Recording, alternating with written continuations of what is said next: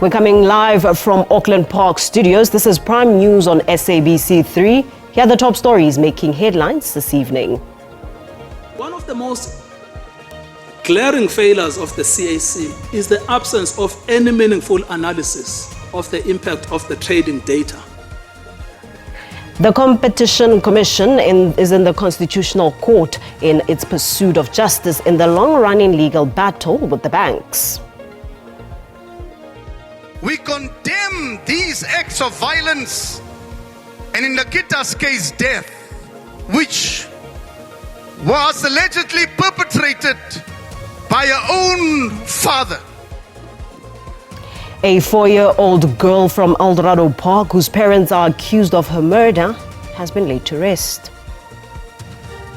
But what we are saying is it happened within the taxi industry space.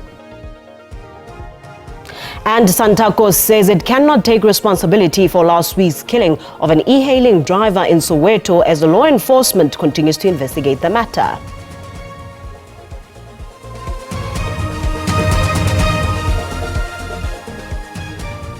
A very good evening to you, Mzansi. An absolute pleasure it is to be in your company once more. I am Paulette Nell, and this is Prime News on 3. Let's get into it.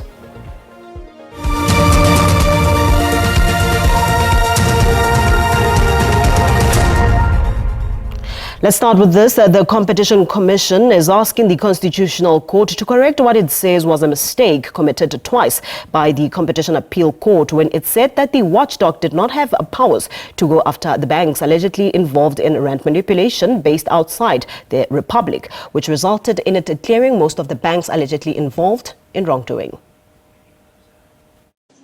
The Constitutional Court heard arguments around how the Competition Appeal Court erred in the judgment it handed down in January last year, in which it upheld the appeal by the majority of the respondent banks accused of currency price fixing. Representing the Competition Commission, Advocate Tembeka Nqukatobi argues that the Competition Appeal Court dismissed and failed to analyze the economic evidence of the case. And one of the most glaring failures of the CAC is the absence of any meaningful analysis of the impact of the trading data. But in cartel cases, economic evidence or trading evidence is as valuable as communication evidence. In arguing jurisdiction, Nqukatobi told the Apex Court that the Competition Act enables the Commission to exercise its jurisdiction regarding economic activity across borders.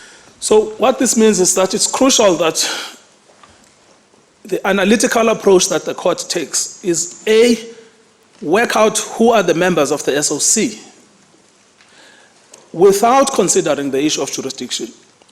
And once you know who the members of the SOC are, then work out who do we as South African courts have jurisdiction over, who is within the SOC, and then exclude those that you have no jurisdiction over. Nqukatobi SC detailed the strategies used to fix the currency by the traders in chat rooms, which include the exchange of information and currency manipulation, saying that South African consumers will have been affected by the alleged manipulation of the rand. The case continues tomorrow. To this now, a 4-year-old girl from Eldorado Park whose parents are accused of her murder has been laid to rest. While her family and community mourn her untimely death, attention is now turning to the courts where both parents face charges of murder and assault, and there are growing calls for justice to be served. Tiny flowers, a small white coffin, and people sobbing as the community of Eldorado Park bid farewell to the little girl. Police say the 4-year-old was severely assaulted and raped, allegedly by her father in their home. Family members described her as a wonderful child during her final send-off. She slept next to me. She played in my house. She was jumping on the couches. Kitty had a very, very naughty cry. She liked to cry, but that was a naughty cry. It was not agony. Priests condemned the violence, urging parents to cherish and safeguard their children. Community leaders, on the other hand, say the case highlights a worrying pattern of abuse and neglect in South African households. These cases has provoked unprecedented outrage and anger and rightly so. And this morning, we condemn these acts of violence, and in Nikita's case, death, which was allegedly perpetrated by her own father. The 4-year-old's funeral comes a day after her parents made their first court appearance together. The father faces charges of murder, rape, compelled rape, child abuse and assault with intent to do grievous bodily harm, while the mother faces murder and child abuse charges. Lopang Alamu, SABC News, Johannesburg. The state in the case against convicted murderer Pete Simiao has asked the court to consider giving him 2 life sentences for rape and murder. Simiao pleaded guilty to killing and raping 6-year-old Amantle Samani in October last year in Orlando East, Soweto. Her body was found in his shack after she went missing. His mother took to the stand to tell the court how her child's death affected her. Her daughter, who would be turning 7 years today, was kidnapped, killed and raped by Pete Simiao. And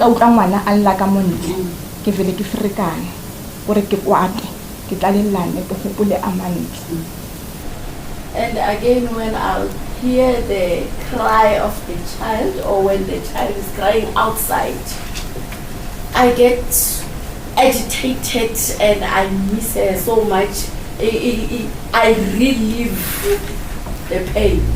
Simiao admitted to spotting the 6-year-old girl in the street and decided to lure her to his shack. The grieving mother insists she wants a harsh sentence for him. Life sentence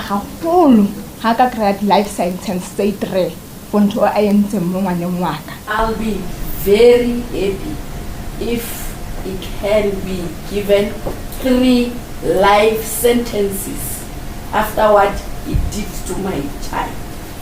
The state wants Simiao to get 2 life sentences for rape and murder.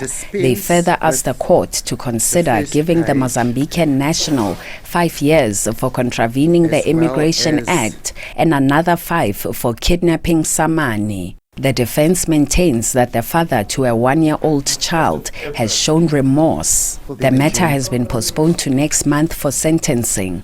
Nerea Shakotza, SABC News, Johannesburg. The SA National Taxi Council says it cannot take responsibility for last week's killing of an e-hailing driver in Soweto. This as law enforcement continues to investigate the matter. The e-hailing driver, who had just started his job just 3 days before his death, was shot and burnt to death in his car. Santako has offered to bury the slain driver, Mtogozisi Velase. The taxi industry has condemned the latest casualty in the e-hailing sector, Mtogozisi Velase, and says even though it has extended a helping hand to his family, Santako says it is not taking responsibility for his death. We are not saying Santako is responsible for the death of Ubabum Velase. But what we are saying is it happened within the taxi industry space. But Santako says it has extended a helping hand to bury the 27-year-old e-hailing driver because he died in their sector.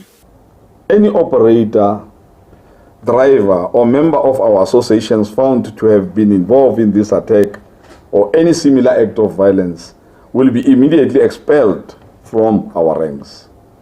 I want to say from my heart, we are deeply sorry for your loss. Condolences. Tsebe says all South Africans have the right to use any mode of transport that they see fit. I want to speak directly to 16 million plus of South Africans who use our services every day. You have the right to choose how you travel.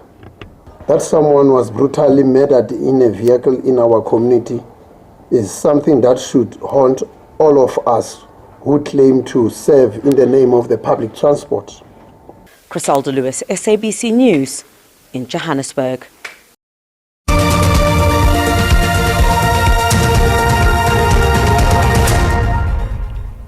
Welcome back. Let's shift our attention to news further afield. President Cyril Ramaphosa has arrived in Tokyo, Japan to attend the Tokyo International Conference on African Development. Japan has invited 49 countries, African countries that is, to attend this conference. High on the agenda will be peace and stability around the globe. Of the key development partners for the African continent on a number of issues, financing the economy. And as you can see, most of Japanese companies have invested a lot in the African continent, and South Africa being one of the key beneficiaries, with some of the biggest Japanese companies invested in our country. And not just invested, but with a value addition in terms of manufacturing, in terms of the entire value chain. When you look at the automotive sector in South Africa, with one of them being the key rep of the Japanese companies' investment in the continent, but not only in the automotive sector, but in the entire economy of South Africa. They've invested a lot, and their companies have created more than 150,000 jobs in our country. U.S. President Donald Trump has said that it is possible that the Russian president does not want to make a deal. It comes after the U.S. president hosted a Ukrainian summit at the White House yesterday with European leaders and spoke to Vladimir Putin about direct talks with Ukrainian President Vladimir Zelensky. Well, this Tuesday, Europe is holding follow-up meetings following Monday's White House summit, that European so-called coalition of the willing, trying to lay out next steps. But I think there is still an issue of willingness on the part of all parties to make those next steps happen. Donald Trump wants there to be a direct meeting between President Putin of Russia and President Zelensky of Ukraine. But remember, up until now, that's something that the Kremlin has shied away from. The Russian president has even questioned the legitimacy of President Zelensky as being the actual president of Ukraine. Donald Trump speaking on Fox News during the course of Tuesday morning, saying that he hopes Putin is going to be good. If not, it's going to be a rough situation. But he did say it's possible Putin doesn't want to make a deal. And that seems to be chiming with some of the comments coming out of the Kremlin this Tuesday. The Foreign Minister Sergei Lavrov is saying that any participation of top officials, so these direct talks with President Zelensky, must be prepared with the utmost care. However, Donald Trump is hoping to get this done quickly. He's laying out a timeline of the next couple of weeks, and he says, really, we'll find out within that time whether or not President Putin wants to make a deal. President Emmanuel Macron of France is suggesting Geneva as a possible location if those talks take place. The latest Gaza ceasefire proposal agreed by Hamas is almost identical to an earlier plan put forward by U.S. Special Envoy Steve Witkoff. Efforts to pause the fighting gained new momentum over the past week after Israel announced the plans for a new offensive to seize control of Gaza City. Egypt and Qatar have been pushing to restart indirect talks between the sides on a U.S.-backed ceasefire plan.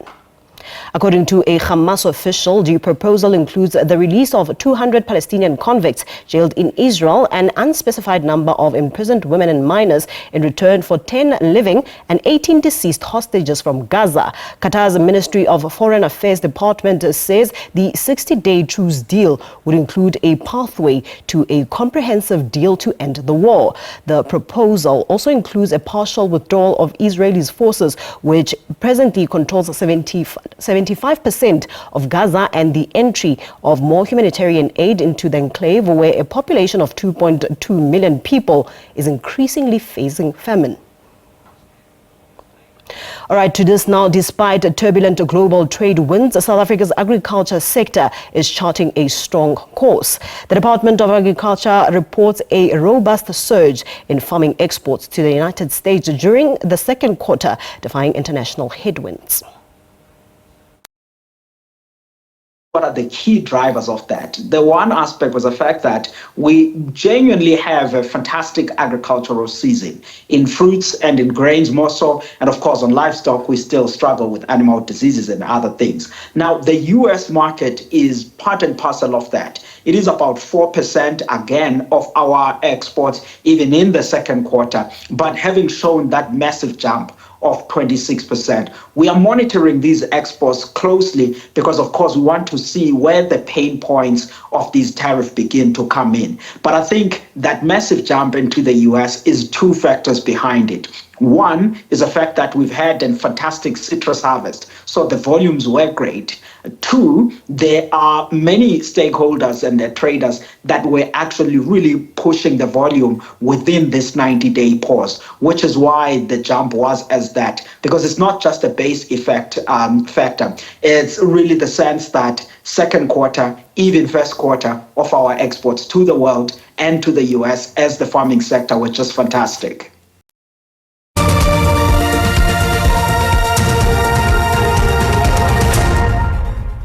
Thank you for staying with us. To this now, the Commission of Inquiry tasked with probing allegations of political interference in apartheid-era TRC cases has a few more procedural issues to tend to prior to the commencement of the inquiry, and the chairperson's retired Justice Sisi Kampepe has announced a pre-hearing engagement with interested persons and institutions as a first step. In a bid to adopt a more sympathetic, engaging and empowering approach to the Commission of Inquiry into TRC cases, Chairperson retired Justice Sisi Kampepe, flanked by the Commission's team, took to the historic Hector Peterson Memorial Site in Soweto to pave the way forward on the probe into the delay in the prosecution of TRC cases. And as an important first step, the inquiry will bring together all interested persons and institutions to a pre-hearing meeting to agree on a program for conduct of the inquiry's work and conclude on a timeline for all the procedural steps that are essential for the smooth running of the inquiry. The said meeting is expected to iron out regulatory and procedural issues that have raised numerous questions, such as, will the inquiry sit in one location? Will interested parties be able to call witnesses? And will interested parties be able to lead evidence, as well as cross-examine witnesses? The commissioners were, obviously the Commission of Inquiry was promulgated in May already. We have started, as we sent out, or as we said in our press statement on the 1st of August, that the Commission has started on that day. We obviously do not want to anticipate what will happen or even talk about the life of the Commission. All interested parties who seek to participate in this consultative meeting are called upon to register their interest by sending an email to prehearing@trcinquiry.org.za by no later than Monday, the 25th of August, 2025. Kani Mapanga, SABC News, Johannesburg. Amakosi have expressed their displeasure and failure of the Government of National Unity in addressing the plight of rural people. The frustration and I get the loss of hope. And I also get the desire to fight from our kings, and I hope even our queens, if they can stand up and speak, they will express a similar desire that all that we have now remaining with us is to take a fight. But Amakosi, who spoke when I have arrived, there was one thing that was very clear. They have lost hope. All right, let's now give the reins to the weather desk to find out what the weather has in store for us. Stay tuned.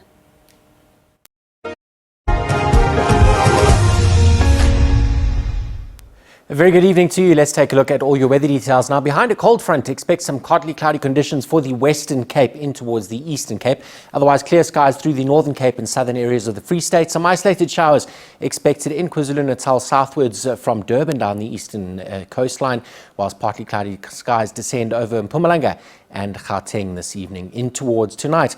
Ahead towards tomorrow, we've got sunny conditions for Gauteng and the Northwest Province. Partly cloudy skies with isolated showers again for the northern areas of KwaZulu-Natal. But be on the lookout for an approaching cold front in the Western Cape.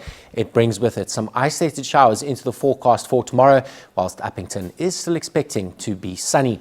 Into your overnight temperatures, a bitterly cold -4 expected in Sutherland, Cape Town down to 11, Quebec at 10 overnight, Durban in the mid-teens, whilst Johannesburg drops down to about 9 degrees and warms up in the middle of the week to a maximum of 26.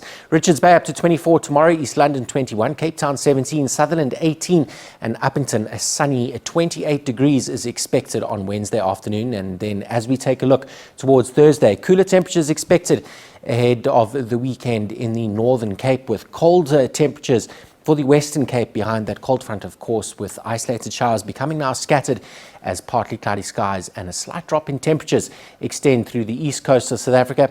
Johannesburg expected to be sunny and warm, whilst it'll be hot in Mpumalanga and northwards around the Limpopo province. That's it from me. Enjoy your evening.